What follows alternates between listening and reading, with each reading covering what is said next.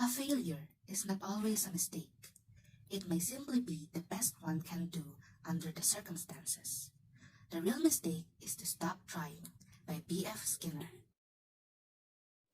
Bruce Frederick Skinner, born on March 20, 1904, and died on August 18, 1990. In the mid-20th century, psychologist B.F. Skinner introduced a new idea, radical behaviorism. Also known as B.F. Skinner, was a psychologist, behaviorist, researcher, inventor, and social philosopher from the United States from 1958 till his retirement in 1974. And he was a professor of psychology at Harvard University. His theories have had an influence on mental health for decades. Skinner's experiments and methodologies are still used by psychologists and mental health professionals. And scholars continue to formulate their own ideas and hypotheses using these concepts as a solid foundation. Imagine a rat in a cage. This is a special cage called a Skinner box. It has a bar or a pedal in one wall that when you press it, it causes a little mechanism to release a food. Rats are bouncing around the cage doing whatever it is that rats do. When it accidentally presses the bar, in no time at all, the rat is furiously pedaling away at the bar, hoarding his pile of pellets in the corner of the cage. What is radical behaviorism? The science of behavior developed by B.F. Skinner emphasized the significance of reinforcement and the connection between visible stimuli and behavior. Skinner's radical behaviorism seeks to consider behavior in its many manifestations, including private events.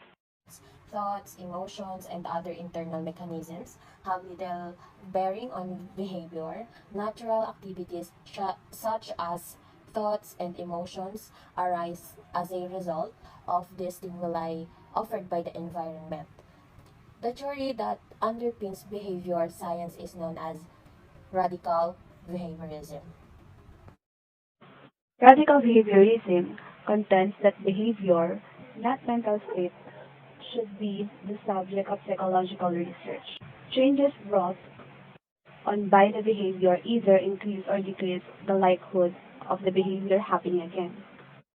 If John Lee crutches his arm, for example, so not to cure an itch, but because the action is satisfying in some way.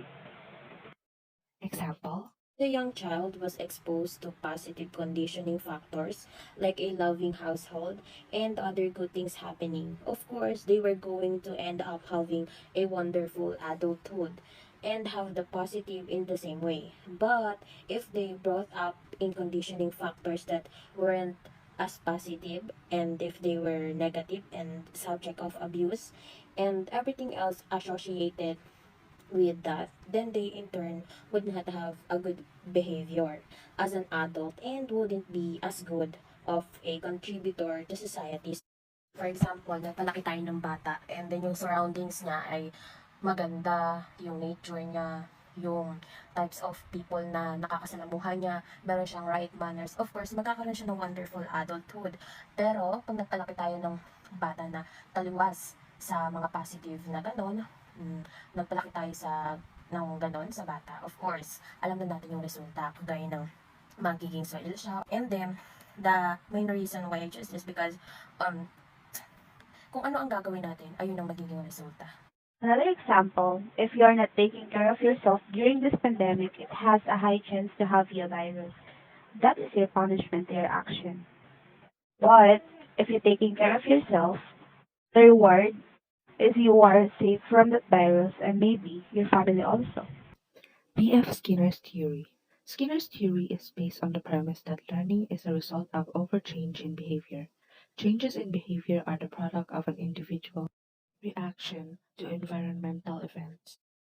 Adding the facts that we can very much relate to this theory, we may also add that using a behavioral lens to examine topics like private events, we can teach people how to express their feelings and emotional needs, and we can monitor their progress over time.